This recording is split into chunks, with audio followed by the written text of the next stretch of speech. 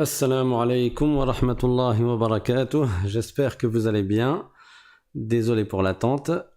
Donc, on va poursuivre toujours dans la biographie du prophète Mohammed sallallahu alayhi wa sallam. On avait commencé à parler du début de la révélation et de certains compagnons qui sont entrés en islam, parmi les premiers compagnons à être entrés en islam. On a cité quelques-uns parmi eux et aujourd'hui, Inch'Allah, on va continuer là-dessus et à partir du prochain cours bi'idhnillahi ta'ala on poursuivra sur l'histoire, comment les événements se sont déroulés les uns après les autres.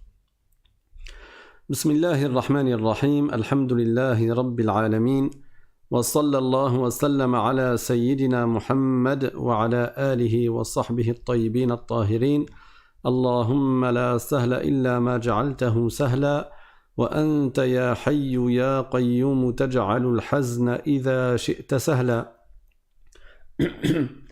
اللهم علمنا ما جهلنا وذكرنا ما نسينا وانفعنا بما علمتنا وزدنا علما. La louange est à Allah, le Seigneur des mondes, et que l'honneur et l'élévation en degrés soient accordés au prophète Muhammad sallallahu alayhi wa sallam. Nous demandons à Allah qu'il nous fasse apprendre ce que nous ignorons, qu'il nous fasse nous rappeler de ce que nous avons oublié et qu'il nous augmente en connaissance. Et nous lui demandons de nous préserver de l'état des gens de l'enfer et nous demandons à Allah de nous accorder une intention sincère dans l'apprentissage de la science de la religion et dans l'application de celle-ci. Donc parmi les compagnons qui sont entrés en islam au tout début, dans les premières années, après la révélation, après que le prophète Mohammed sallallahu alayhi wa sallam a reçu sa mission de prophète, on a parlé dans le dernier cours de Abu Dharr al-Ghifari et on a parlé également, je crois, de Abdullah ibn Mas'ud radiyallahu anhuma. Parmi les compagnons, les premiers à être entrés en islam, à avoir embrassé l'islam, il y a aussi un qui s'appelle Nu'aym ibn Abdillah al-Adawi An-Nahham. Il s'appelle, son prénom c'est Nu'aym, son père c'est Abdullah, c'est pour ça qu'on dit Nu'aym, fils de Abdullah, Nu'aym ibn Abdillah, et il est connu par l'appellation de Al-Adawi, donc en liaison à sa tribu, et An-Nahham c'est son surnom suite à un hadith du prophète sallallahu alayhi wa sallam, il a été appelé An-Nahham.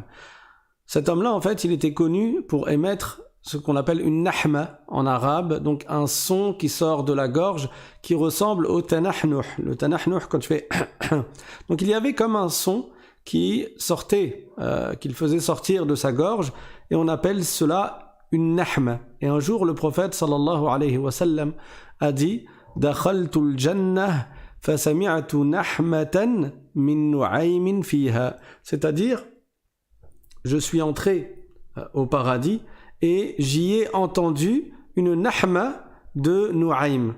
Et donc c'est comme si le prophète sallallahu alayhi wa sallam, il affirme que Nu'aym fera partie des gens du paradis. Et Nu'aym, donc il fait partie des premiers à être entrés en islam.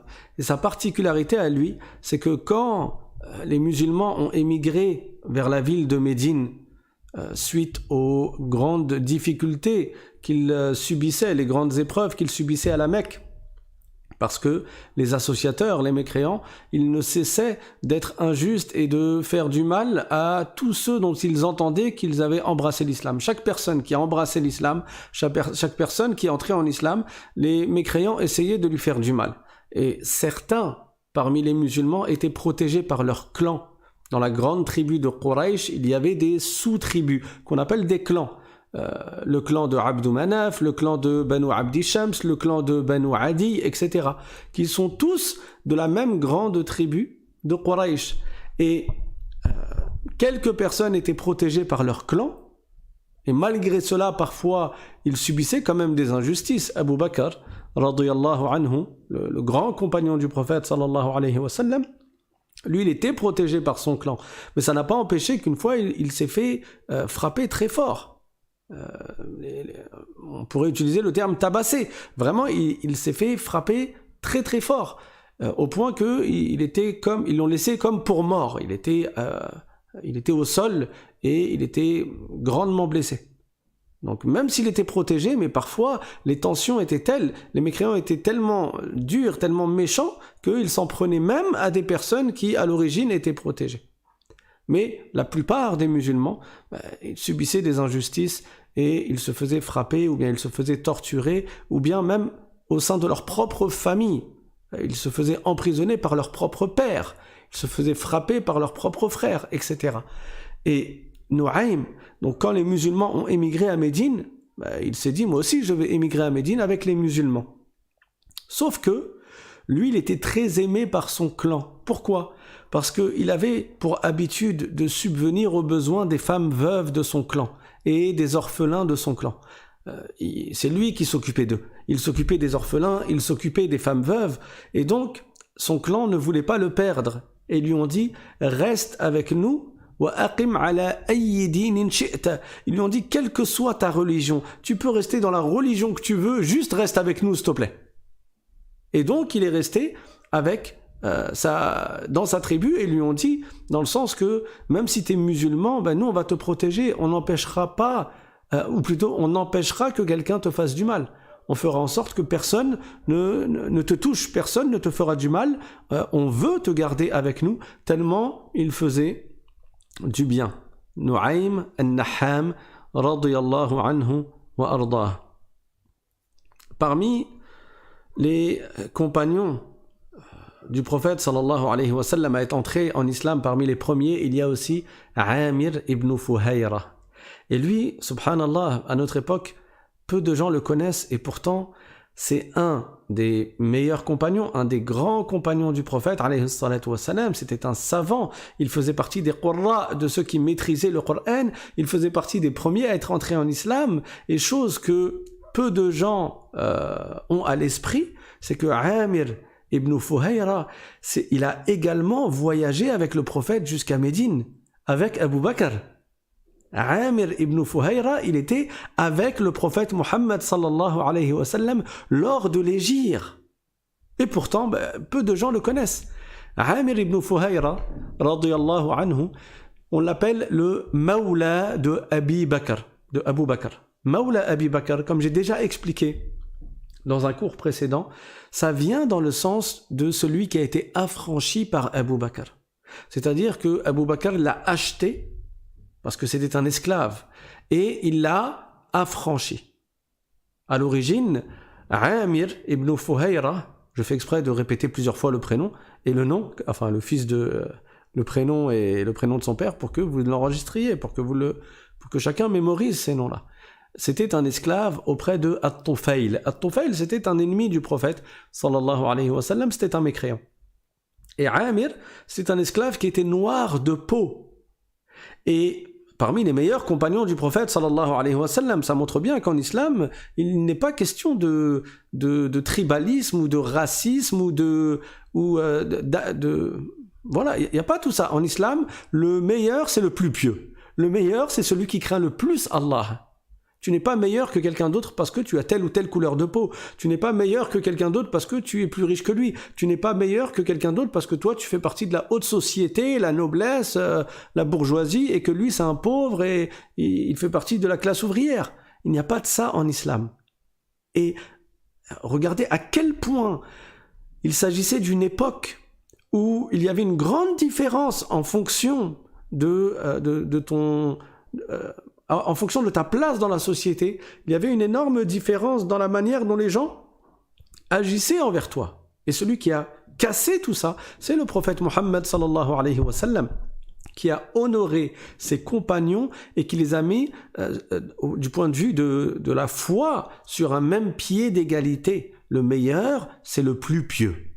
Le meilleur, c'est celui qui craint le plus Allah. Le meilleur, c'est celui qui obéit à Allah et qui ne lui désobéit pas. C'est celui qui fait preuve de piété, qui accomplit les devoirs et qui évite les péchés. Donc, je répète, parmi les premiers des compagnons, il y a cet homme qui était un esclave noir et il s'appelait Amir ibn Fuhayra. Et cet homme-là a fait l'hégire, béni l'hégire dont on parle tant avec Abu Bakr et avec le prophète sallallahu alayhi wa sallam. Donc, à l'origine, comme j'ai dit, il était l'esclave de At-Tufayl, Et quand il est entré en islam, et ça c'était dans les tout débuts, avant même que le prophète sallallahu alayhi wa sallam n'entre dans Darul Arqam. Vous savez, la maison de Al-Arqam dans laquelle se réunissaient les musulmans dans les débuts de la révélation.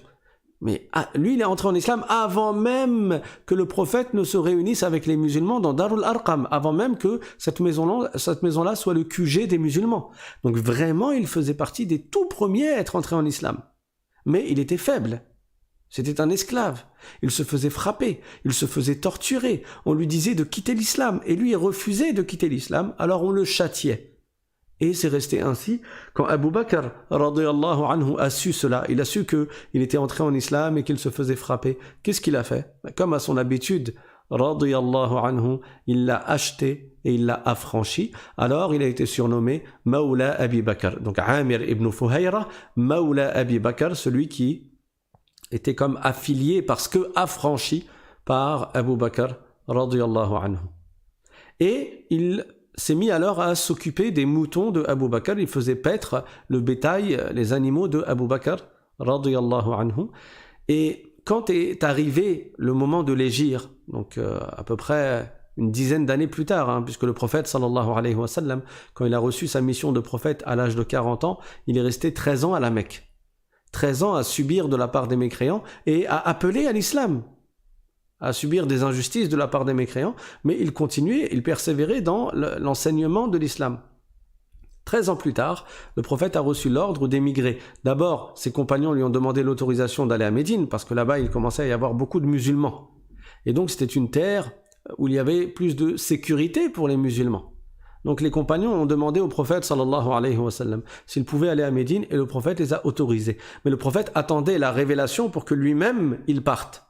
Et donc, tant qu'il n'avait pas reçu l'ordre, il restait à la Mecque.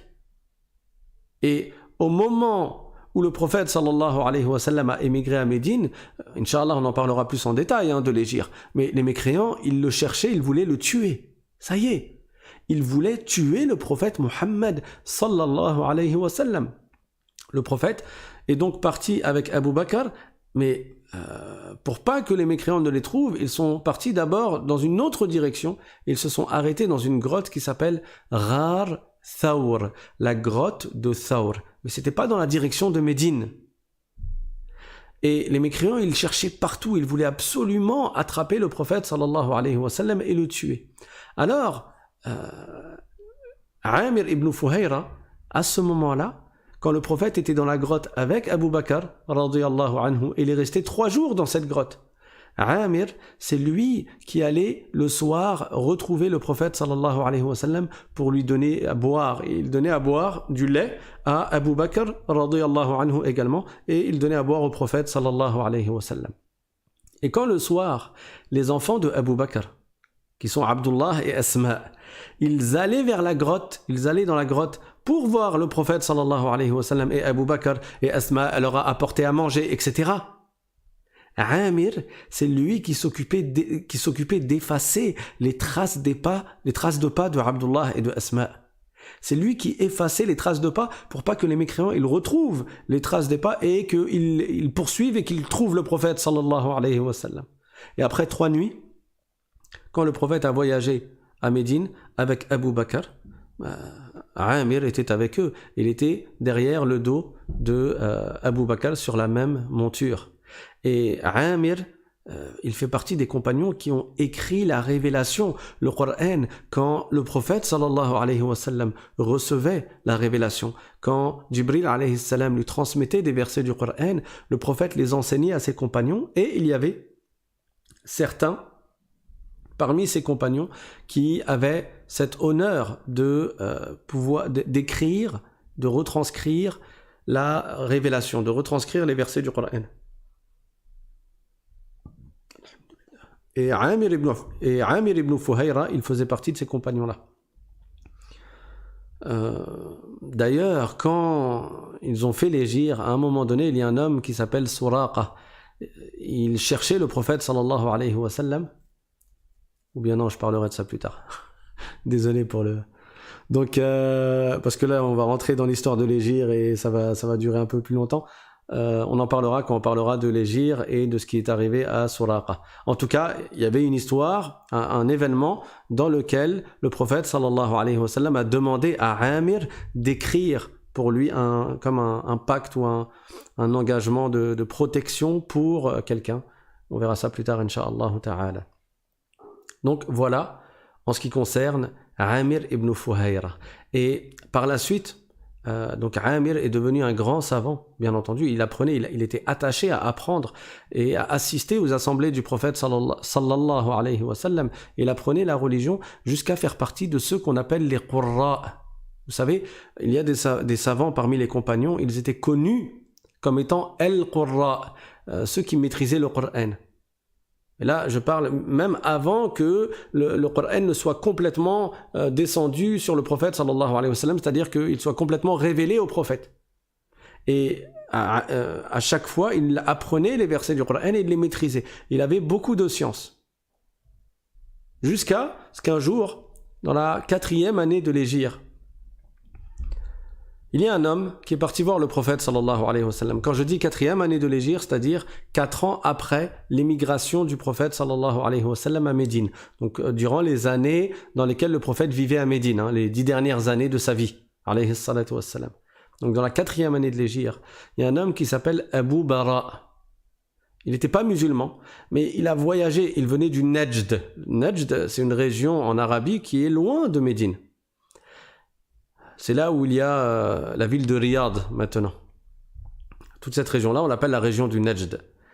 Cet homme, Abu Bara, il n'était pas musulman, mais... Il n'était pas musulman, mais... D'accord? Donc, il est parti jusqu'au prophète, sallallahu alayhi wa sallam, pour lui offrir un cadeau. Et le prophète, sallallahu alayhi wa sallam, a refusé de sa part le cadeau. Cet homme n'était pas musulman. Ça ne veut pas dire qu'il est interdit de recevoir un cadeau de la part d'un non-musulman. Mais à ce moment-là, le prophète sallallahu alayhi wa sallam a refusé le cadeau. Et cet homme, Abu Bara, le prophète lui a dit d'entrer en islam. Il a refusé. Il a dit non. Pourtant, c'est lui qui est venu pour voir le prophète sallallahu alayhi wa sallam. Et le prophète l'a appelé à l'islam. Et cet homme a refusé d'entrer en islam. Mais il a dit au prophète sallallahu alayhi wa sallam, est-ce que tu veux bien envoyer certains de tes compagnons pour venir enseigner l'islam dans ma région? Vous comprenez le mais que je vous ai dit tout à l'heure? Donc lui, il a pas accepté d'entrer en islam, mais voilà, il voulait quand même, c'est comme s'il n'était pas très loin, il n'était pas très loin de cela. Donc il a dit au prophète sallallahu alayhi wa sallam d'envoyer des compagnons pour enseigner l'islam dans la région du Najd. Il s'avère qu'il y avait quelques personnes qui étaient entrées en islam et il y avait des gens qui étaient intéressés. Donc envoie des compagnons pour enseigner l'islam. Et le prophète sallallahu alayhi wa sallam, au départ, il lui a dit dans le sens qu'il craint que s'il envoie des compagnons, ces compagnons se fassent tuer là-bas par les ennemis de l'islam. Et Abu Bara, il a dit au prophète sallallahu alayhi wa sallam, je me porte garant, et ils seront sous ma protection. Si tu envoies des compagnons, moi, je les mets sous ma protection. Donc il ne leur arrivera rien. Alors le prophète sallallahu alayhi wa sallam a envoyé, alors selon certaines versions 40, mais selon d'autres versions 70 personnes, qu'on appelle les qurra. Et parmi eux, il y avait Amir, celui dont on parle, celui qui fait partie des premiers à être entré en islam, cet homme noir qui fait partie des meilleurs compagnons du prophète sallallahu alayhi wa sallam, et qui faisait partie de ceux qui maîtrisaient le Coran, et de ceux qui étaient vertueux, qui a fait l'hégire avec le prophète sallallahu alayhi wa sallam et Abu Bakr. Il était parmi les 70 compagnons, et ces 70 faisaient tous partie des meilleurs compagnons. C'était des grands savants, comme j'ai dit, al-Qurra, donc ceux qui maîtrisaient le Coran. À ce moment-là, dans la 4e année de l'Hégire, le Coran n'avait pas encore été révélé complètement au prophète, sallallahu alayhi wa sallam. Donc, ils ont voyagé vers la région de Najd, et ils sont arrivés dans un endroit qu'on appelle Bi'ru Ma'ouna, donc le puits de Ma'ouna. Ils se sont installés là-bas, et ils étaient à équidistance de plusieurs tribus. Dans cette région-là, il y avait plusieurs tribus. Et ces 70-là, ils ont envoyé l'un d'entre eux dans une tribu avec une lettre de la part du prophète Muhammad sallallahu alayhi wa sallam. Et quand je dis avec une lettre de la part du prophète sallallahu alayhi wa sallam. Comme vous savez, le prophète n'écrivait pas et ne lisait pas quand il envoyait des lettres, c'est-à-dire qu'il dictait à l'un de ses compagnons et ce compagnon écrivait au nom du prophète sallallahu alayhi wa sallam ce que le prophète lui dictait. Donc, le compagnon est parti voir une tribu et à la tête de cette tribu, il y avait un homme qui s'appelle Amir ibn Tufayl. Et cet homme était mécréant. Quand le compagnon lui a apporté la lettre, avant même de lire la lettre, il a tué le compagnon. Il a su que c'était un musulman qui venait de la part du prophète Mohammed sallallahu alayhi wa sallam. Il n'a même pas pris la peine de lire la lettre et il l'a tué. Et ensuite, il a dit à sa tribu, venez avec moi, on va tuer les musulmans qui sont à Bi'ru Ma'ouna. C'est 70 personnes. Sauf que sa tribu, ils lui ont dit non. Abu Bara, il a un engagement auprès de Mohammed. Et nous, on ne veut pas le mettre en porte-à-faux. On ne veut pas trahir l'engagement qu'a pris Abu Bara auprès de Mohammed. Même si ces gens-là ne sont pas musulmans, mais ils voulaient préserver la parole de Abu Bara. Alors Amir ibn Tufayl, cet homme qui a tué le compagnon, il est parti voir d'autres tribus. Et il leur a demandé de se réunir avec lui pour tuer les 70 qurra, les 70 savants de l'islam. Vous imaginez, 70 savants réunis au même endroit et ils s'apprêtent à les attaquer. Il a réussi à réunir 2 tribus. Et donc ils ont encerclé les compagnons, radiyallahu anhum, et ils les ont attaqués. Et ils les ont tous tués, sauf un. Ils l'ont laissé pour mort, mais finalement il s'en est sorti et il est mort quelques années plus tard. Il est mort martyr, mais quelques années plus tard. Mais 69 parmi eux sont morts. Et parmi ceux qui sont morts, il y a Amir ibn Fuhayra, le compagnon honoré du prophète sallallahu alayhi wa sallam. Il avait 40 ans et c'était la 4e année de l'hégire. Et au moment où la lance l'a transpercé, c'est un homme qui s'appelle Jabbar qui l'a tué. Au moment où la lance l'a transpercé, donc ça y est, il était en train de mourir et il dit « Fuztu wa rabbil Kaaba ». Ça veut dire « j'ai gagné par le Seigneur de la Kaaba ». Et là, Jabbar, celui qui l'a tué, il était choqué d'entendre ça. Parce qu'il se dit, mais attends, je t'ai battu, je t'ai tué. Et toi, au moment de mourir, tu dis que tu as gagné. Et ça a fait tilt dans sa tête. Celui qui l'a tué, lui-même, plus tard, il est entré en islam. Et il a dit, ce qui m'a amené à embrasser l'islam, c'est ce que j'ai vu au moment où j'ai tué Amir ibn Fuhayra. Parce que non seulement il a dit, Fuztu wa rabbil Kaaba, mais en plus de cela, il a été rapporté qu'il a été élevé dans le ciel. Au point que Amir, le mécréant, Amir ibn Tufayl, celui qui avait tué le compagnon, le premier, et celui qui a réuni les tribus contre les musulmans, lui-même il a dit, quand on les a tués, j'ai vu quelqu'un qui montait dans le ciel, jusqu'à ce que le ciel soit en dessous de lui, c'est-à-dire jusqu'à ce que je ne l'aperçoive plus. Allahu Akbar. Et il a été rapporté que ce sont les anges qui l'ont emmené avec eux et qui l'ont enterré. Parce qu'après, ils ne le trouvaient plus. Ce sont les anges qui l'ont emmené, qui l'ont élevé dans le ciel et après ils l'ont enterré. Et Jabbar, celui qui l'a tué, il est entré en islam. Et la cause pour laquelle il est entré en islam, c'est ce qu'il a vu, ce qu'il a entendu au moment où il l'a tué. Radiyallahu an Amir. Et ne nous trompons pas donc de Amir, parce que là je vais citer 2 Amir, ne vous mélangez pas les pinceaux. Il y a Amir ibn Fuhayra, le grand compagnon du prophète, et il y a Amir ibn Tufayl, le mécréant, qui a été la cause de tout ce massacre. Quand le prophète sallallahu alayhi wa sallam a su cela, il a été extrêmement attristé, parce que c'est lui qui les a envoyés pour enseigner l'islam. Il apprend qu'ils se sont tous fait tuer sur la route. Il était très chagriné, au point que pendant 1 mois, il s'est mis à faire le dua al-qunut dans les 5 prières. Normalement, dua al-qunut, dans le madhab shafi'ite, on le récite dans la prière du subh, dans la 2e raka'a, après le ruku', chez les malikites, avant le ruku', et on le récite également dans la prière de al-witr, donc la dernière raka'a, la raka'a que tu fais toute seule habituellement, après le recours également. C'est des invocations que l'on fait. On appelle ça Dua al-Qunut. Sauf que quand une grande épreuve touche les musulmans, c'est recommandé de réciter Dua al-Qunut même dans la prière du Dhahr, même dans la prière du Asr, même dans la prière du Maghrib, même dans la prière du Isha. Dans tes 5 prières quotidiennes, tu récites Dua al-Qunut quand les musulmans sont grandement éprouvés. Comment on sait cela? Suite à cet événement, parce que le prophète sallallahu alayhi wa sallam, pendant 1 mois, il s'est mis à faire Dua al-Qunut, il faisait des du'a contre les 2 tribus qui ont tué ses savants. Et cette anecdote, ce récit-là, il nous montre également que le prophète sallallahu alayhi wa sallam ne sait pas tout. Parce qu'il y a des gens qui vont dans l'excès, dans les éloges qu'ils font pour le prophète sallallahu alayhi wa sallam, ils dépassent les limites de la religion.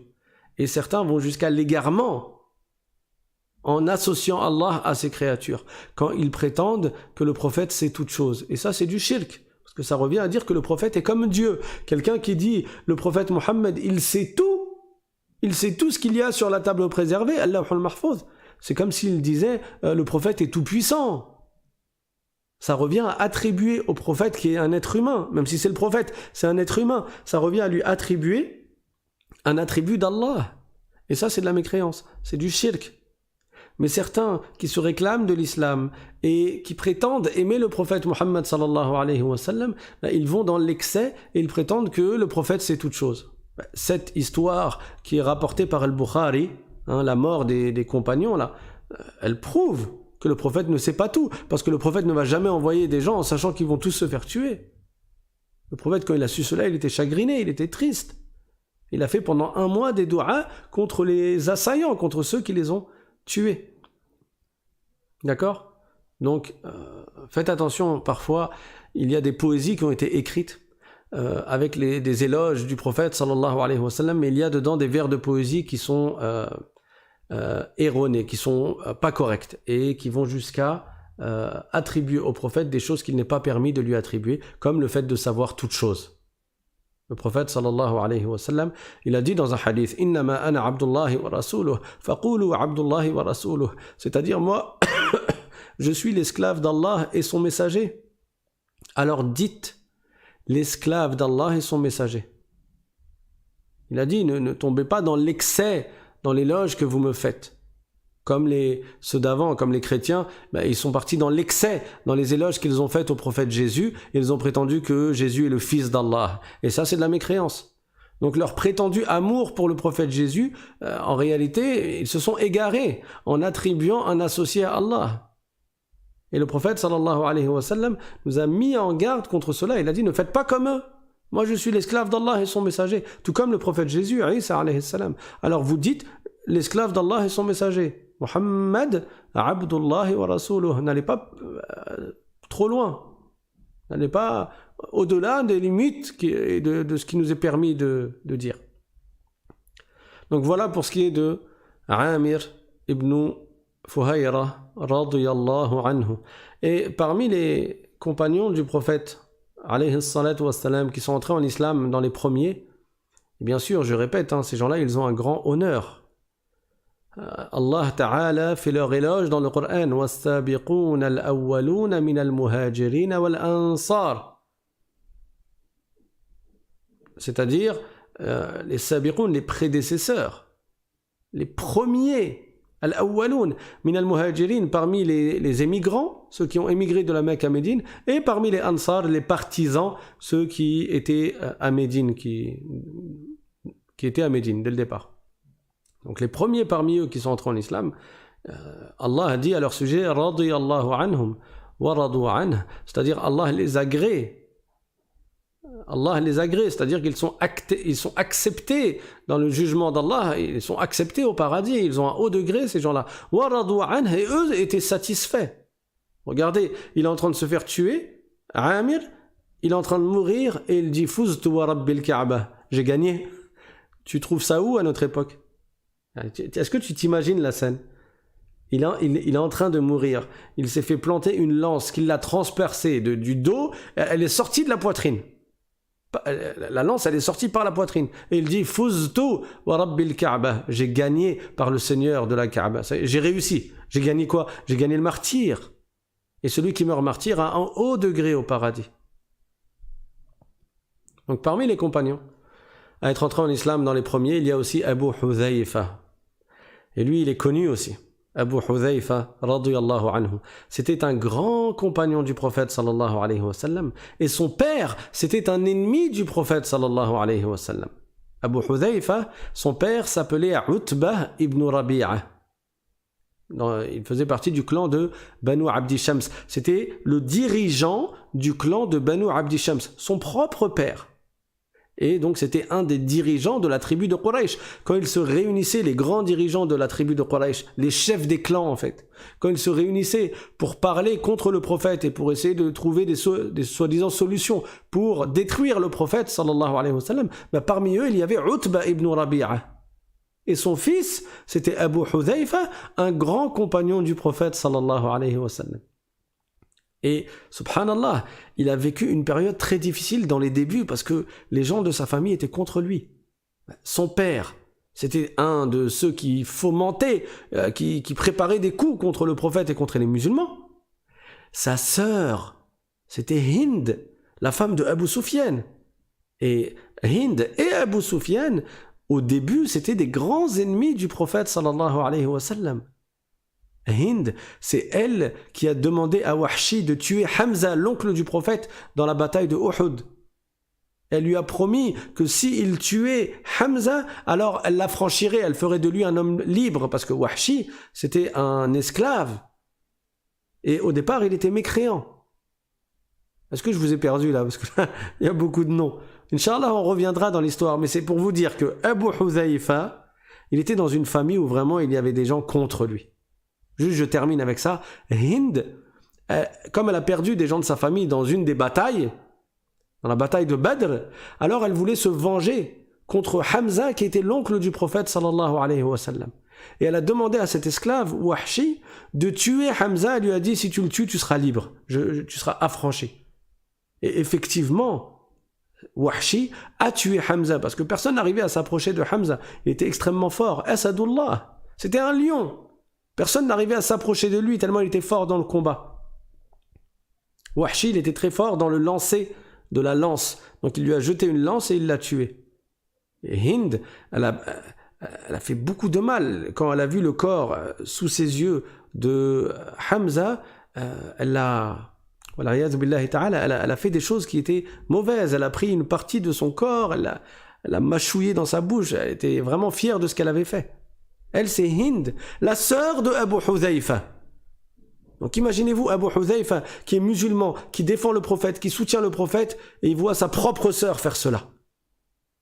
Et le mari de Hind, donc son beau-frère, c'était Abu Sufyan. C'était un grand ennemi du prophète, sallallahu alayhi wa sallam, pendant de longues années. Mais après, et Allah guide qui il veut, Hind et Abu Sufyan sont entrés en islam. Malgré tout le mal qu'ils ont fait pour le prophète sallallahu alayhi wa sallam, Hind et Abu Sufyan, donc la sœur de Abu Hudhayfa et le mari de cette sœur, Abu Sufyan, ils sont entrés en islam dans la 8e année, quand il y a eu l'année de Al-Fath, quand le prophète sallallahu alayhi wa sallam a conquis la Mecque. Abu Sufyan, il est entré en islam avant elle. Et ça y est, les musulmans étaient à la Mecque. Et Hind, elle s'est retrouvée à la maison. Et Abu Sufyan, il a entendu d'elle des mauvaises paroles. Et le lendemain, elle lui dit, emmène-moi voir le prophète pour que j'entre en islam. Et Abu Sufyan, là, il était choqué parce que la veille encore, elle disait des mauvaises paroles. Et elle a dit que cette nuit, elle a eu un déclic et ça y est, elle a compris. Abu Sufyan, il a hachem, il n'osait pas. Parce qu'il savait ce que sa femme, elle avait fait à l'oncle du prophète Hamza. Il n'a pas osé emmener sa femme voir le prophète Mohammed sallallahu alayhi wa sallam. Tellement, elle a causé du tort au prophète, elle lui a fait beaucoup de mal en faisant tuer son oncle. Alors finalement, c'est Uthman ibn Affan qui a pris Hind et qui l'a emmené au prophète sallallahu alayhi wa sallam et elle a témoigné devant lui. Et le prophète ne lui a pas fait de mal. Après tout ce qu'elle a fait contre lui pendant des années. Et après tout ce qu'Abu Sufyan a fait contre lui pendant des années, pendant de longues années, le prophète sallallahu alayhi wa sallam, il n'a pas fait de mal. Regardez le cœur du prophète sallallahu alayhi wa sallam, et ça montre à quel point le prophète sallallahu alayhi wa sallam, sa fonction c'est propager l'islam, propager la vérité. Son espoir c'est que les gens entrent en islam pour qu'ils gagnent le paradis. C'est pas une affaire de fierté ou une affaire de nif comme on dit chez nous, le nez, une affaire d'orgueil. Le prophète était extrêmement modeste. Il n'était pas dans la vengeance pour se venger comme ça. Le prophète sallallahu alayhi wa sallam, il marchait sur la voie de la droiture, il nous a enseigné la voie de la droiture. Et son objectif c'était quoi? Transmettre l'islam. C'était un envoyé de Dieu. Ça le montre, ce comportement-là, il montre que c'est un envoyé de Dieu. Que c'est pas faux, que c'est pas du mensonge, qu'il n'avait pas une intention derrière la tête en prétendant mensongèrement être un prophète dans le but de gagner certaines choses. Non! Le prophète sallallahu alayhi wa sallam, c'est l'envoyé de Dieu. Il a une mission et il applique ce qu'Allah Ta'ala lui ordonne et il marche dans cette mission-là. Et donc, le frère de Hind dont je viens de parler, c'est Abu Hudhayfa. Alors imaginez-vous à la Mecque, quand sa sœur c'est une grande ennemie du prophète, son père c'est un ennemi du prophète, le mari de sa sœur c'est un ennemi du prophète, son oncle, le frère de son père, c'est un ennemi du prophète, et lui il est musulman. Abu Hudhayfa il est musulman. On entend certains qui disent oui c'est dur dans ma famille, je me suis converti à l'islam, ma famille ils sont contre moi, ils sont pas d'accord. Il y a des compagnons qui étaient dans cette même situation, mais qui subissaient beaucoup plus que ce que certains musulmans convertis à notre époque peuvent subir. Et le conseil qui peut être donné à ce moment-là, c'est de se rappeler l'ardeur, la foi que ces compagnons avaient, et de se rappeler l'ambition qu'ils avaient, qui était de gagner le paradis, et la patience qu'ils avaient. Abu Hudhayfa a énormément patienté auprès de sa famille. Mais après tout le tort qu'ils lui ont fait, il a émigré en Éthiopie. Vous vous rappelez, je vous ai dit que avant l'émigration à Médine, il y a eu une première émigration en Éthiopie. Et le roi là-bas, Ashama al-Najashi, il a été gentil avec les musulmans et il leur a donné protection. Puis les musulmans ont entendu une fausse rumeur. Les musulmans d'Éthiopie, ils ont entendu une fausse rumeur comme quoi les mécréants à la Mecque, ça y est, ils ont arrêté de faire du mal aux musulmans, il y a beaucoup de gens qui sont entrés en islam et tout va bien. Alors ils sont retournés, ils ont quitté l'Éthiopie et ils sont retournés à la Mecque. Et là-bas, ils se sont rendus compte que mais c'était encore pire qu'avant, que les musulmans subissaient beaucoup de souffrances. Alors il y a eu une deuxième émigration en Éthiopie. Et ce n'est qu'après la deuxième émigration en Éthiopie, quelques années après, qu'il y a eu la grande émigration à Médine, qu'on appelle l'hégire du prophète sallallahu alayhi wa sallam et de ses compagnons. Donc, Abu Hudhayfa, il a émigré en Éthiopie avec sa femme, Sahla. Et là-bas, ils ont eu un enfant. Et comment ils l'ont appelé? Muhammad. Comment ils l'ont appelé? Muhammad. Je rappelle, on en avait parlé dans les premiers cours, que le prophète Muhammad sallallahu alayhi wa sallam, ou peut-être que j'en ai pas parlé, je sais pas, le prophète Muhammad sallallahu alayhi wa sallam, c'est un des premiers à avoir eu ce nom-là. Avant lui, il n'y a que 6 ou 7 personnes qui ont eu comme prénom Muhammad. Et vous savez pourquoi? Parce que leurs parents, ils avaient entendu que le prophète de la fin des temps allait s'appeler Muhammad. Alors ils avaient espoir que ce soit leur fils et ils ont appelé leur fils Muhammad. Mais sinon, avant ça, il n'y avait pas de gens qui s'appelaient Muhammad. Donc le prophète Muhammad sallallahu alayhi wa sallam, c'est à peu près le 7e à avoir eu ce prénom-là. Par contre, son prénom Ahmed, personne n'a jamais été appelé Ahmed avant le prophète Muhammad sallallahu alayhi wa sallam. C'est le premier qui a eu ce nom-là, Ahmed, alayhi salatu wassalam. Mais après, les compagnons, par amour pour la meilleure des créatures, par amour pour le meilleur des hommes, par amour pour le meilleur des envoyés, ils se sont mis à appeler leurs enfants Muhammad, par amour pour le prophète Muhammad sallallahu alayhi wa sallam.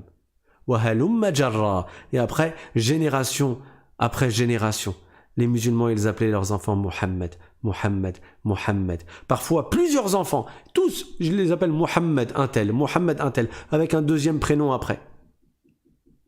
Parfois, de père en fils, il y a un savant qui s'appelle Mohammed, fils de Mohammed, fils de Mohammed. De père en fils, chacun il appelle son fils Mohammed. Pourquoi ? Parce qu'ils connaissent la valeur du messager d'Allah sallallahu alayhi wa sallam. Ils aiment le prophète sallallahu alayhi wa sallam. Et par amour pour le prophète, ils appellent leur enfant par le nom du prophète Muhammad sallallahu alayhi wa sallam. Et donc Abu Hudhayfa fait partie des premiers compagnons qui ont appelé leur enfant Muhammad. Après, il y en a eu d'autres. Et Abu Hudhayfa, donc, il a beaucoup soutenu le prophète sallallahu alayhi wa sallam, et il est mort après le prophète alayhi salatu wa sallam. Il est mort martyr dans la bataille de Al-Yamama contre Musaylima al-Kazzab. Musaylima le menteur, c'était du temps de Abu Bakr, c'est-à-dire du temps du califat de Abu Bakr as-Siddiq radiyallahu anhu. Il y a un homme qui a prétendu être prophète et il s'est mis à combattre les musulmans. Cet homme s'appelle Musaylima. Et le prophète, avant de mourir, il l'a appelé Musaylima al-Kazzab, Musaylima le menteur, parce que cet homme prétendait être un prophète. Et il y a eu une grande bataille entre les musulmans et les apostats qui ont suivi Musaylima al-Kazzab. Et dans cette bataille, Abu Hudhayfa est mort martyr. Radiyallahu anhu wa ardah. Donc parmi les premiers à être entrés en islam, il y a aussi Suhayb al-Rumi, je crois que j'en ai déjà parlé. Celui qui avait été pris comme esclave chez les Romains. J'en ai parlé, hein. Et c'est comme ça qu'il a appris leur langue et qu'il a été surnommé Ar-Rumi, donc le Romain. Lui, en réalité, il est arabe.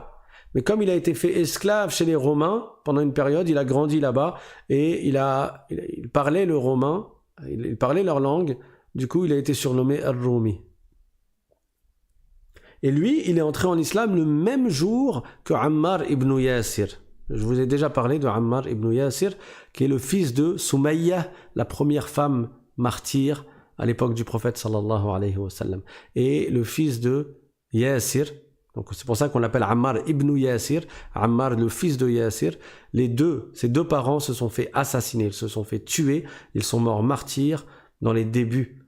Et le prophète sallallahu alayhi wa sallam, il a dit Sabran ala Yasir fa inna maw'idakumul jannah, c'est-à-dire patience, ô la famille de Yasir, vous avez rendez-vous au paradis, votre rendez-vous est au paradis.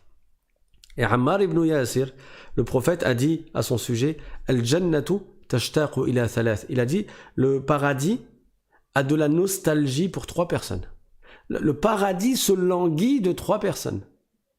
Et parmi ces 3 personnes, donc le prophète sallallahu alayhi wa sallam, il a cité Ammar, il a cité Ali ibn Abi Talib, Bilal al-Habashi, radiyallahu anhuma, et Ammar ibn Yasir, radiyallahu anhu. Donc Ammar ibn Yasir, il est entré en islam le même jour que Suhayb al-Rumi, et c'était dans Darul Arqam, dans la maison de Al-Arqam. Et Ammar ibn Yasir, on parlera de lui au fil des cours, Inch'Allah, parce que lui aussi, il a fait de grandes choses en islam. Parmi ceux qui sont entrés en islam, il y a aussi le frère de Sa'd ibn Abi Waqqas. Je vous avais déjà parlé également de Sa'd ibn Abi Waqqas. Il fait partie des 10 meilleurs compagnons du prophète sallallahu alayhi wa sallam. Son petit frère, Umayr, il est entré en islam parmi les premiers et il est mort martyr dans la première bataille connue, qui est la bataille de Badr. Il est mort martyr, il avait l'âge de 16 ans. Umayr ibn Abi Waqqas, le frère de Sa'd ibn Abi Waqqas. Et parmi les premiers qui sont entrés en islam, il y a aussi Fatima bintu Asad.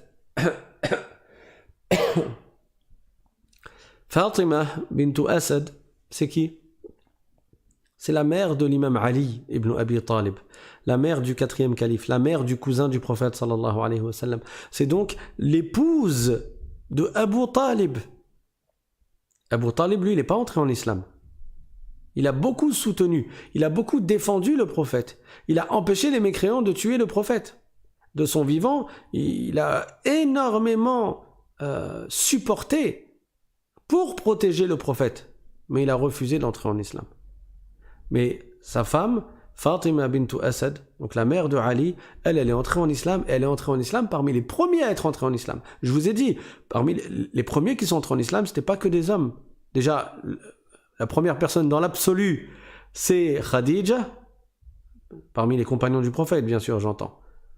Avant cela, il y avait d'autres communautés, il y avait d'autres prophètes, et il y avait les musulmans qui suivaient les prophètes antérieurs. Mais à l'époque du prophète Mohammed sallallahu alayhi wa sallam, la première personne à être entrée en islam, c'est Khadija. Et j'ai cité des femmes déjà dans les cours précédents, et il y en a d'autres, comme Fatima bint Asad.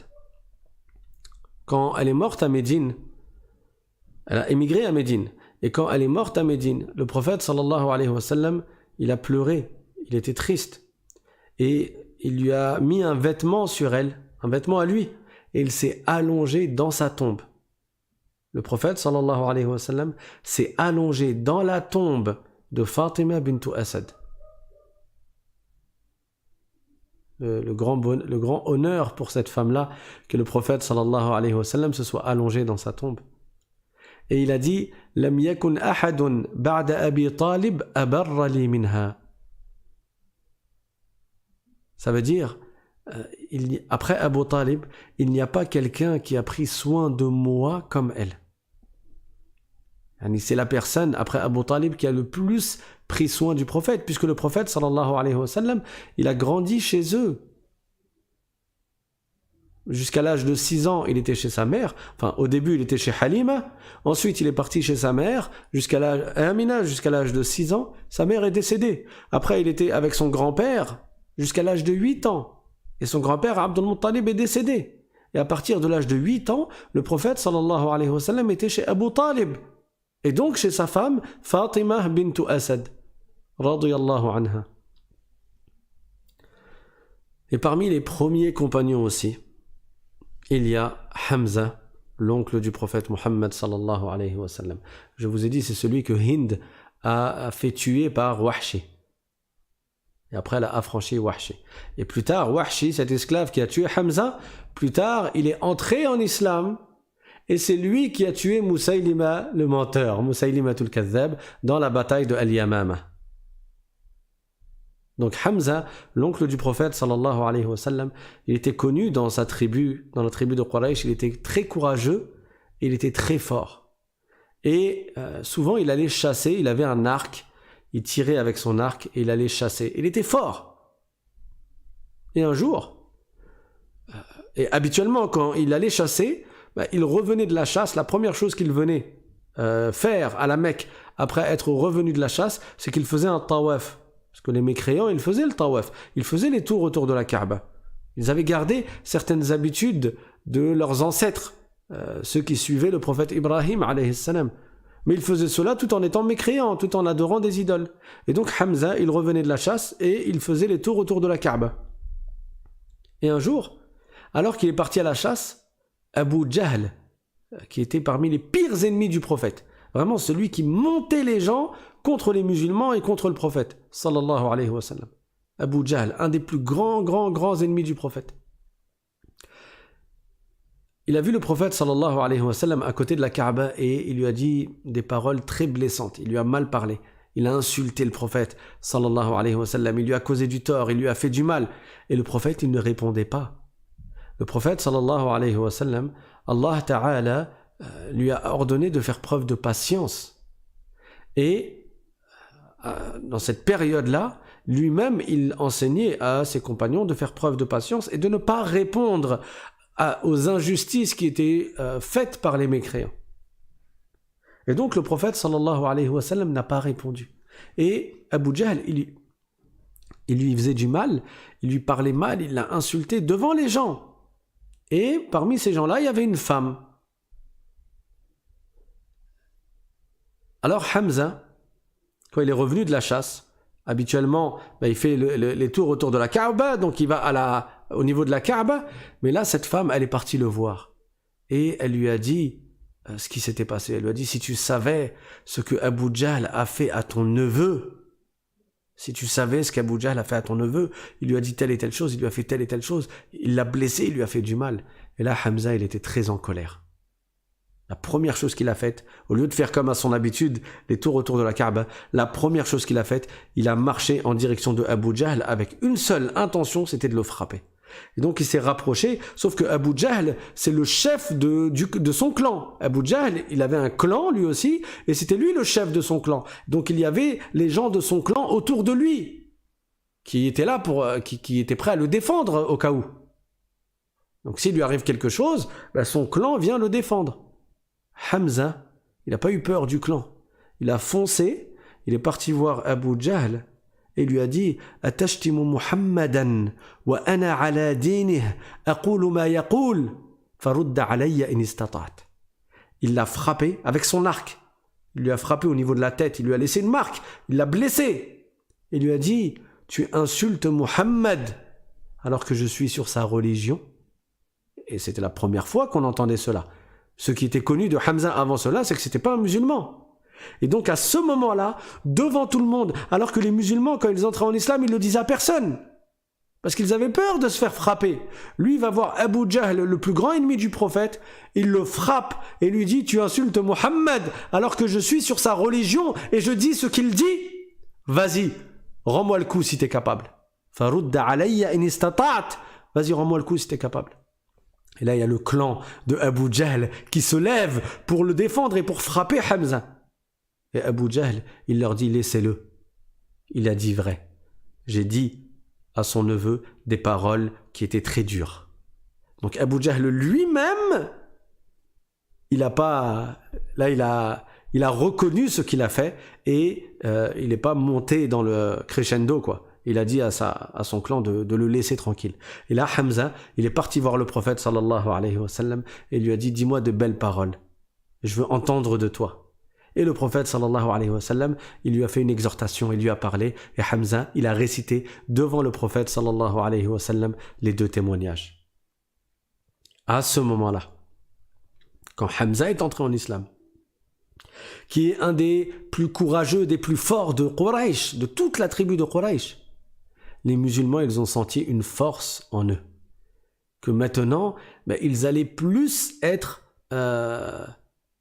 comme protégés parce qu'ils avaient avec eux Hamza. Et les mécréants, ils ont senti comme un coup de masse sur leur tête de savoir que Hamza, il est maintenant avec les musulmans et il est avec son neveu, le prophète Muhammad sallallahu alayhi wa sallam. Et 3 jours après, qui c'est qui entre en islam? Omar, radiyallahu anhu. Imaginez-vous, j'arrête maintenant. Qu'est-ce qu'on fait? On s'arrête là? En même temps, il n'y a pas trop de suspense là, parce que je vous ai déjà raconté à plusieurs reprises l'histoire de Omar, radiyallahu anhu, quand il est entré en islam. Du coup, vous la connaissez déjà, puisque vous avez, masha'Allah, écouté les cours précédents. Donc on peut s'arrêter là?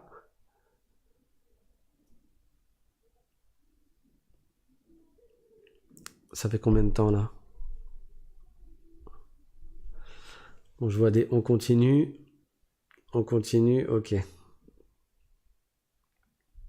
Bon, brièvement, parce que j'ai déjà raconté en détail quand Omar est entré en islam, mais déjà pour vous donner une idée, Omar radiyallahu anhu, c'était quelqu'un qui avait beaucoup de qualité dans la tribu de Quraysh. Omar, c'était lui l'ambassadeur de la tribu de Quraysh. Ça veut dire, quand il fallait vanter la tribu de Quraysh auprès d'une autre tribu, quand il y avait comme des clashs ou bien et que on envoyait quelqu'un, un orateur, pour parler et défendre l'honneur de la tribu de Quraysh, on envoyait Omar.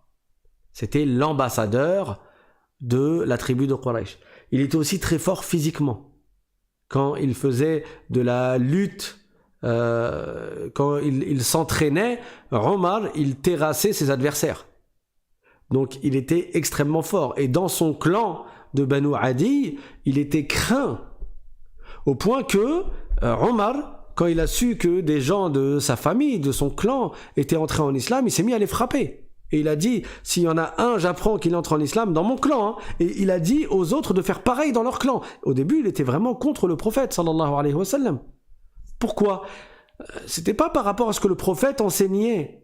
C'était par rapport au fait que lui, il voyait qu'il y avait des problèmes dans la tribu, qu'il y avait des adversaires à droite à gauche, que ça se disputait dans les familles, que ça se divisait dans les familles, et pour lui, tout ça, ça vient depuis que Mohammed a commencé à appeler à sa nouvelle religion. Pour lui, dans sa tête, c'était comme ça. Donc, il a considéré que Mohammed, sallallahu alayhi wa sallam, c'était la cause de tous leurs maux, M-A-U-X. Donc, il a dit au chef des autres clans, pour régler le problème, chaque clan s'occupe des gens de sa propre famille, de son propre clan. Vous tabassez, vous frappez, vous emprisonnez, vous torturez ceux qui entrent en islam dans votre clan. Et Omar, il a fait ça dans son clan. Et les gens avaient peur de lui. Et les musulmans de son clan avaient peur de lui. Il était craint. Et 3 jours après que Hamza entre en islam, Omar, il part avec son épée, il sort de la maison pour aller tuer le prophète Mohammed sallallahu alayhi wa sallam. Alors il y a plusieurs versions sur la raison qui l'a poussé à sortir pour tuer le prophète sallallahu alayhi wa sallam. Dans une des versions, il a été dit que il était avec Abu Jahl. Abu Jahl, celui qui avait insulté le prophète et que Hamza a frappé. Et là, Abu Jahl, très en colère contre le prophète Mohammed, sallallahu alayhi wa sallam, il commence à parler du prophète, alayhi salatu wa sallam, en mal. Il dit oui, c'est à cause de lui.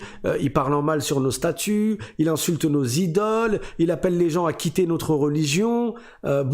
Celui qui tue Mohammed, je lui donne 100 chameaux et je lui donne... Et il a parlé d'une très grosse somme, une grande somme d'argent. C'était 1000 uqiyya. 1000 uqiyya.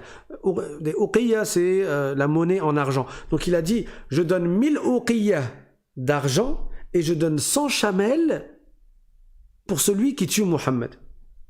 Et là, Omar, déjà qu'il était contre le prophète et contre les musulmans, en plus, il a l'occasion là de gagner 100 chamelles et 1000 uqiyya, alors il a pris son épée et il est parti pour chercher le prophète. Ça, c'est une version. Et il y a d'autres versions. Sur la route, il voit quelqu'un. Et ce quelqu'un, c'était un musulman, mais il ne montrait pas à Omar qu'il était musulman. C'était une période, je le rappelle encore une fois, dans laquelle beaucoup de musulmans se cachaient, tellement ils risquaient de se faire taper, de se faire torturer, voire de se faire tuer. Donc cet homme, il cachait son islam. Et il voit Omar avec son épée, il lui a dit « Tu vas où comme ça avec ton épée ?» Et là, Omar, il lui dit « Je vais chercher Mohammed pour le tuer. » Et cet homme, c'est un musulman. Il aime le prophète sallallahu alayhi wa sallam. Et du coup, il cherche une solution sans se griller, sans se dévoiler comme étant musulman. Il cherche une solution pour que Omar, il change de chemin. Et lui, il n'a pas la capacité de combattre Omar. Et en plus, Omar, il a son épée. Et donc, il lui dit, mais t'es parti, tu veux tuer Mohammed, déjà règle tes problèmes dans ta famille. Alors Omar, il lui dit, comment ça dans ma famille? Et il lui répond, ta sœur, elle est entrée en islam. Certains ils vont dire, il a balancé. Il a dévoilé le fait que sa sœur était musulmane, mais c'était pour protéger le prophète sallallahu alayhi wa sallam. Donc il dit à Omar, ta sœur, elle est entrée en islam et son mari est entré en islam. C'est qui la sœur de Omar? C'est Fatima. J'en ai déjà parlé. Fatima bint al-Khattab. C'est qui le mari de Fatima? C'est Saïd ibn Zayd.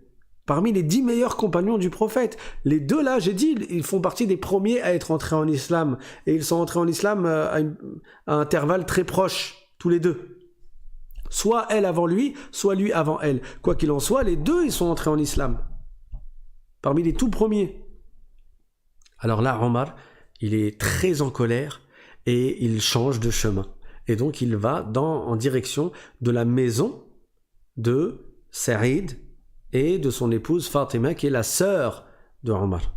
Il frappe à la porte pendant que eux, ils récitaient du Coran. Il y avait avec eux un troisième compagnon qui est Al-Khabbab ibn al-Arat. J'ai déjà parlé de lui, il fait partie des premiers à être entré en islam et il se faisait torturer parce qu'il était faible, il n'était pas soutenu par une grande famille et donc il a beaucoup subi lui dans les débuts. Khabbab ibn al-Arat. Il était avec eux dans la maison et il récitait du Coran. Il a été dit dans Surat Taha. Ils avaient une feuille avec eux, ils récitaient. Omar, il frappe à la porte. Donc il dit c'est moi, il a dit c'est Omar ibn al-Khattab. Ils ont eu peur. Khabbab, il va se cacher. Il veut pas être vu par Omar. Et là, eux, ils cachent la feuille dans laquelle il y a le Coran. Ils essayent de la dissimuler. Omar, il entre dans la maison et il frappe Saïd et il frappe sa sœur. Il demande, vous avez quitté l'islam? Et là, Saïd, il lui répond, je reprends. Tout d'abord, il demande, est-ce que vous avez quitté l'islam? Ils utilisaient une expression, ils disaient saba'ta. Saba'ta, ça veut dire quitter sa religion. Ah, j'ai fait un lapsus. C'est pas quitter l'islam. Il leur disait, est-ce que vous avez quitté votre religion? Allez, on reprend. On reprend à zéro. Omar, il entre dans la maison et il voit donc Saïd et Fatima et il demande s'ils ont quitté leur religion. Hel saba'ti et hel saba'ta, c'est-à-dire as-tu quitté ta religion? Donc tu es parti chez les musulmans, t'as suivi l'islam. Et là Saïd, il lui dit لو كان الحق في غير دينك يا عمر. Il lui dit ou bien أرأيت لو كان الحق في غير دينك يا عمر. Il lui dit mais est-ce que tu veux bien réfléchir ou ne serait-ce que méditer si la vérité était ailleurs que dans ta religion, Omar? Et là, Omar, il comprend que Saïd, il a quitté sa religion et qu'il est musulman. Il a quitté l'adoration des idoles et il est musulman. Alors il frappe Saïd, il le met à terre, il le frappe. Et Fatima, la femme de Saïd, la sœur de Omar, elle veut défendre son mari, elle se rapproche pour soulever Omar, pour éloigner Omar. Et là, Omar, il frappe sa sœur. Et là, Omar, il frappe sa sœur. Et il a fait saigner au niveau du visage. Et après avoir frappé sa sœur, il a été touché comme s'il regrettait ce qu'il avait fait. Et elle lui a dit la même chose. Elle lui a dit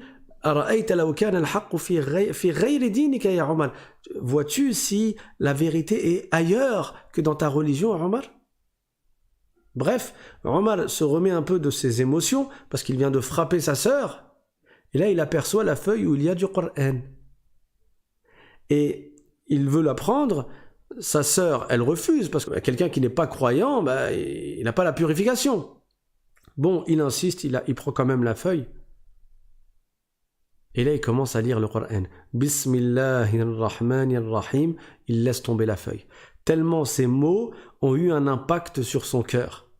Juste, il a lu Bismillahirrahmanirrahim. Les noms d'Allah. Nous, on les lit comme ça, on a l'habitude de les entendre. Mais pour Omar, ça a été comme un choc de lire ces phrases. C'est comme si c'était entré dans son cœur. Ça a eu un effet sur son cœur. Il a laissé tomber la feuille. C'était intense. Il reprend la feuille et il continue, et il se met à lire. Et quand il lit, son visage, il change. Et là, sa sœur, elle commence à être joyeuse, radieuse, parce qu'elle ressent comme si Omar avait été touché par les versets du Coran.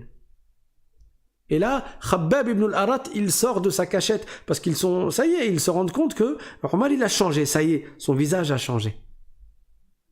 Et ils lui disent qu'ils ont entendu, pas longtemps avant, le prophète sallallahu alayhi wa sallam dire « Allahumma a'izz al-islam bi ahad al-umarayn » Ça veut dire « Oh Allah, fais que »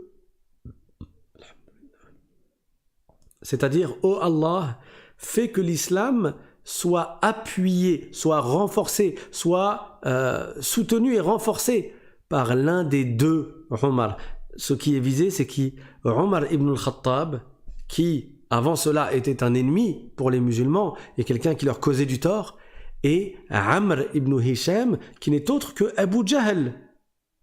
Abu Jahl, celui il était appelé Abu al-Hakam, et le prophète l'a appelé Abu Jahl. Donc ces deux-là, ils faisaient beaucoup de mal aux musulmans. Et le prophète a fait une invocation pour que l'un des deux entre en islam et que son entrée en islam, elle soit d'un grand appui pour l'essor de l'islam et pour les musulmans. Et donc ils ont compris, quand ils ont vu le changement d'état de Omar, que c'est lui qui avait bénéficié de l'exaucement de l'invocation du prophète Mohammed sallallahu alayhi wa sallam. Allahumma a'izz al-islam bi ahad al-umarayn. Oh Allah, fait que l'islam soit renforcé par l'un des deux. Omar ibn al-Khattab et Amr ibn Hisham qui est Abu Jahl. Alors, Omar leur a dit, Dullouni, c'est-à-dire indiquez-moi où se trouve Mohammed. Et ils lui ont montré, ils l'ont emmené, ils lui ont indiqué, et le prophète sallallahu alayhi wa sallam, il était où? Il était dans la maison de Al-Arqam, Darul Arqam, qui était le QG des musulmans, là où les musulmans se réunissaient. Et quand il arrive dans cette maison, il frappe à la porte, il avait toujours son épée avec lui. Mais cette fois-ci, il n'est pas parti dans le même objectif. Et il y a quelqu'un qui regarde et il se rend compte que c'est Omar. Alors il est inquiet. Il y a le prophète, il y a les musulmans, et de l'autre côté de la porte, il y a Omar avec son épée. Et c'est connu que Omar il fait du mal aux musulmans. Alors il a dit c'est Omar, et il a son épée avec lui.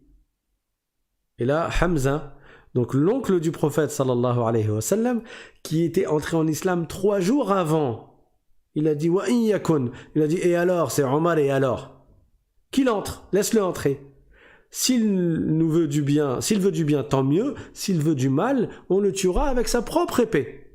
Hamza, très courageux, il n'a pas peur.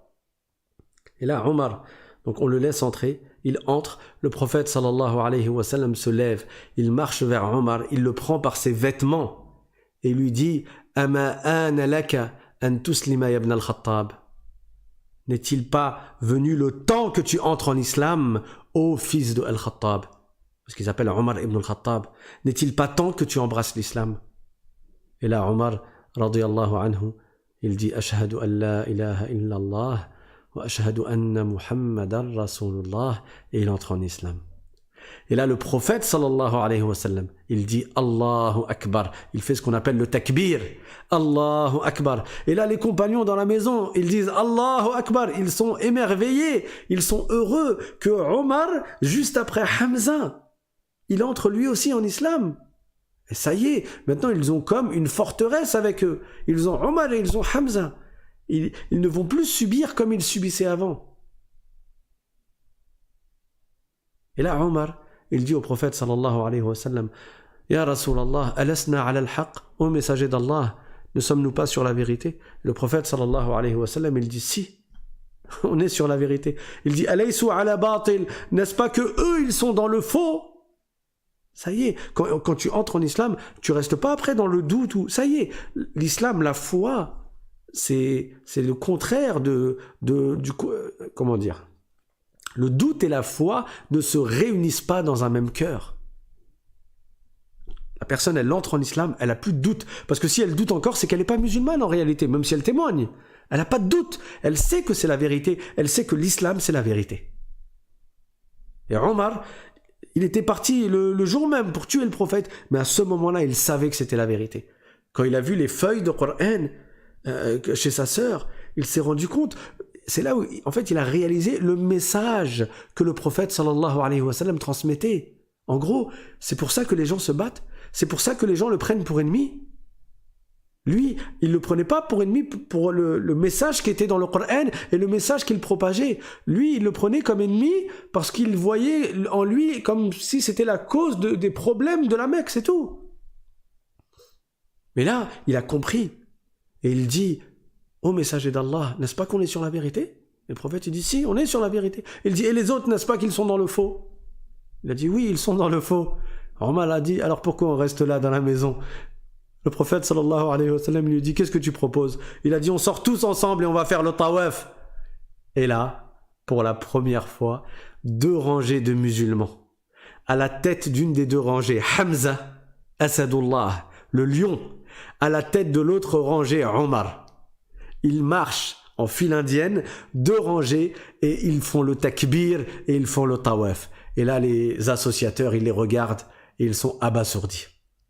Ils voient Omar musulman et Hamza musulman, c'est comme s'ils se sont pris une grosse claque. Là, c'est électrochoc. Et à partir de là, les musulmans ont été renforcés par la protection de Hamza et par la protection de Omar qui était craint et qui était courageux et qui était extrêmement fort. Et les opposants, les ennemis de l'islam, ceux qui, par orgueil, parce qu'on va le voir dans les prochains cours, Inch'Allah, que lorsqu'ils entendaient le Coran, ils se rendaient compte que c'était pas la parole d'un être humain. Ils se rendaient compte que c'était un miracle. Ils savaient que c'était quelque chose d'extraordinaire. Mais c'est l'orgueil qui faisait qu'ils n'acceptaient pas l'islam. Parce que c'était une histoire de clan. Le chef du clan de Banu Abdi Shams, il se dit, attends, mais s'il faut suivre le prophète Mohammed, s'il faut suivre Mohammed, or Mohammed, il fait partie du clan de Banu Abdi Manaf. Ça veut dire que Banu Abdi Shams, ils deviennent inférieurs à Banu Abdi Manaf, alors qu'on a toujours été tout en haut, on est l'élite. C'est ça, c'est l'orgueil qui les a empêchés d'accepter le message de l'islam. Mais au fond d'eux, ils ont vu les miracles. Ils ont écouté le Coran. C'était Bon, on parlera du Coran dans les prochains cours, Inch'Allah, sinon on va pas finir tout de suite. Bref, donc quand ils ont vu que Omar et que Hamza sont entrés en islam, ça a changé la donne. Ce moment-là, il a été quand même décisif. Ça ne veut pas dire que les mécréants ont arrêté de faire du mal aux musulmans. Non! Ils se sont attaqués à eux, ils leur ont fait beaucoup de mal. On va le voir dans les prochains cours, Inch'Allah. Mais quand même, les musulmans, avant cela, étaient beaucoup des faibles, affaiblis. Ils subissaient. Là, ça y est, ils étaient fiers d'avoir avec eux comme soutien Omar et Hamza, radiyallahu anhuma. On va s'arrêter là, Inch'Allah, pour aujourd'hui. Je vais laisser quelques minutes pour des questions, s'il y a des questions. Je rappelle pour ceux parmi vous qui êtes nouveaux que vous pouvez vous inscrire pour recevoir le lien des cours quelques minutes avant chaque cours. Il suffit d'envoyer un message à l'islam.simplement@gmail.com. Il n'y a pas d'apostrophe à l'islam. Je rappelle aussi qu'il y a des cours d'arabe sur la chaîne L'Arabe Simplement. Vous pouvez aussi vous y abonner et suivre les cours précédents que vous avez manqués. Ils sont disponibles sur la chaîne. Donc, je vais voir s'il y a des questions.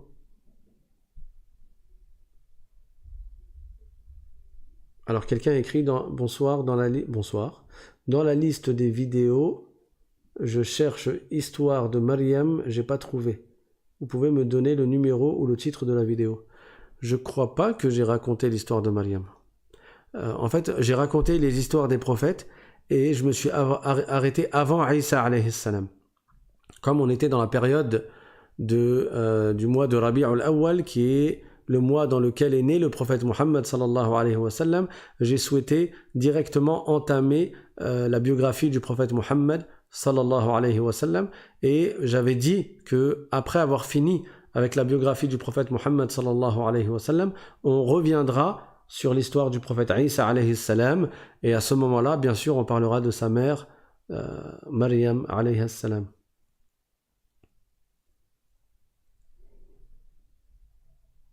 Quelqu'un demande, est-ce que Abu Jahl est bien l'oncle du prophète? Non, l'oncle du prophète c'est Abu Lahab, celui dont je pense tu parles. Abu Jahl, ça n'est pas l'oncle du prophète Mohammed sallallahu alayhi wa sallam.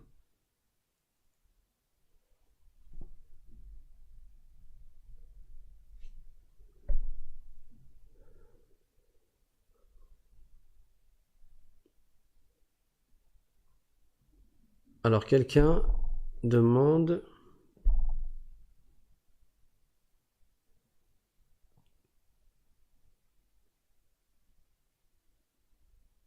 Si quelqu'un est converti, est-ce qu'il doit rattraper des jours de jeûne ou des jours de prière, ou a-t-il autre chose à rattraper? Il n'a rien à rattraper de la période avant qu'il entre en islam. Le prophète sallallahu alayhi wa sallam a dit « Al-Islam yajubbu ma qablahu » et dans une version « yahdimu ma qablahu », c'est-à-dire l'islam efface ce qui a été fait avant. Donc la personne, quand elle entre en islam, elle commence à faire la prière à partir de maintenant. Mais elle n'a pas besoin de rattraper les jours qui précédaient son entrée en islam. Je parle du nouveau converti. Je ne parle pas de l'apostat. L'apostat, c'est celui qui a quitté l'islam et après il revient à l'islam. Ça, c'est un autre cas. Quelqu'un demande, vous faites cours quel jour? Inch'Allah, habituellement, sauf imprévu, je donne cours le lundi et le jeudi, cours de religion, et je donne cours d'arabe le mercredi sur l'arabe, sur la chaîne L'Arabe Simplement.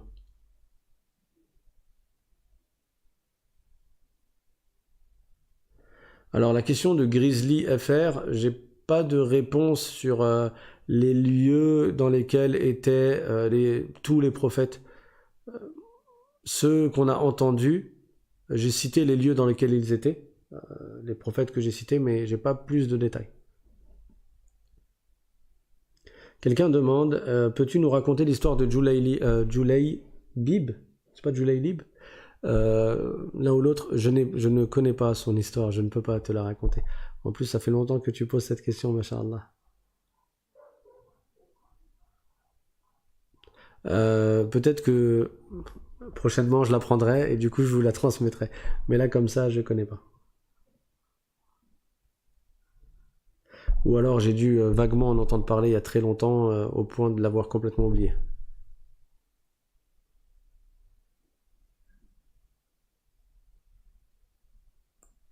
Quelqu'un demande, à l'époque du prophète sallallahu alayhi wa sallam, comment les musulmans prenaient des cours de religion.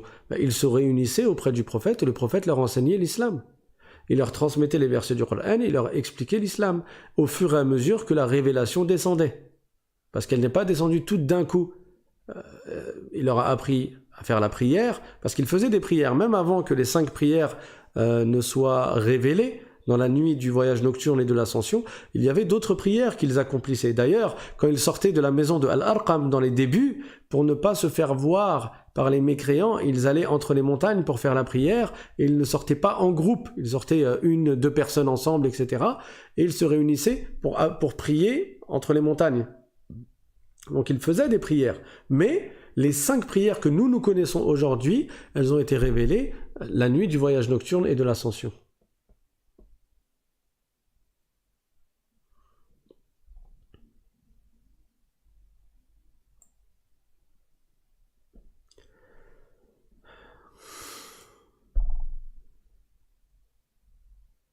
Quelqu'un demande des conseils pour ceux qui ont du mal à se lever la nuit pour la prière. Masha'Allah. Fais-nous des du'as. Fais-nous des du'as.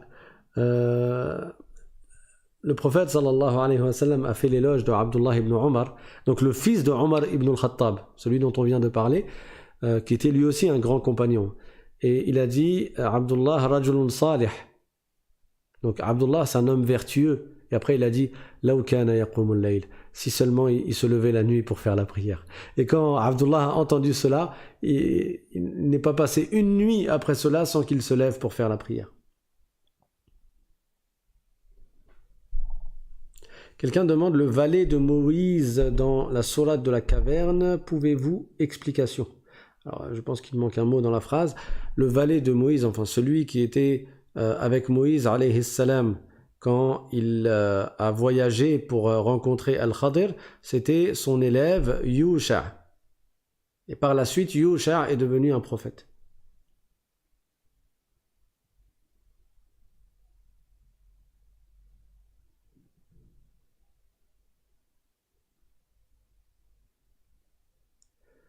Bon, visiblement, plusieurs d'entre vous connaissent l'histoire de Julaybib. Bah désolé, hein. Je ne connais pas.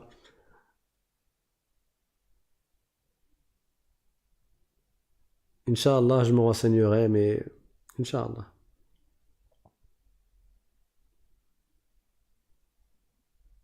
Ah ben tout le monde la connaît apparemment, sauf moi. Je vais vous donner le micro.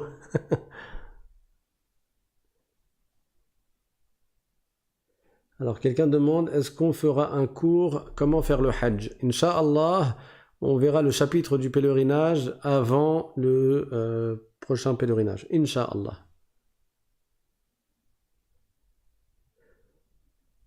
Quelqu'un demande dans la playlist du prophète Moussa alayhi salam, avez-vous parlé de Dhul Qarnayn? Non, je n'en ai pas parlé encore. Quelqu'un demande, peux-tu raconter l'histoire de Yahya? J'ai déjà raconté. Je t'invite à aller dans la rubrique, dans la playlist qui s'appelle Histoire des prophètes. Et dans les derniers cours, juste avant l'histoire du prophète Mohammed sallallahu alayhi wa sallam, les derniers cours, porté sur le prophète Yahya alayhi salam et sur son père, le prophète Zakaria alayhi salam.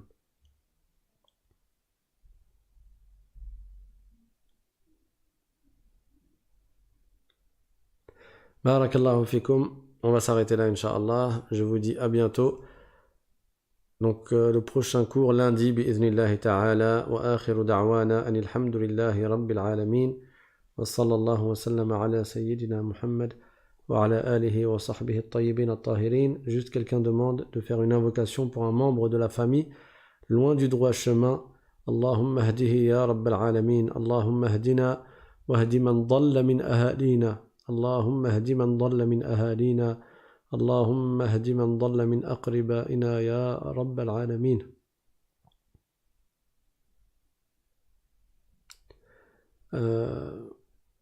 La question de Omar Niaré, j'ai pas la réponse. Adam, ta question, est-ce que l'histoire du prophète Jésus est prévue? Je crois que toi tu viens juste d'arriver, parce que j'ai répondu il y a 3 minutes. Oui, elle est prévue, Inch'Allah. Alors, barakallahu fikum, oui, les histoires sur les prophètes, c'est très intéressant. Et l'histoire du prophète Mohammed sallallahu alayhi wa sallam, c'est très important de la connaître. Mais j'insiste pour que vous ne vous contentiez pas de suivre la playlist Les histoires des prophètes, mais que vous écoutiez également la playlist qui s'appelle La croyance musulmane, qui est de la plus haute importance. C'est ce que le prophète est venu nous enseigner, la croyance musulmane.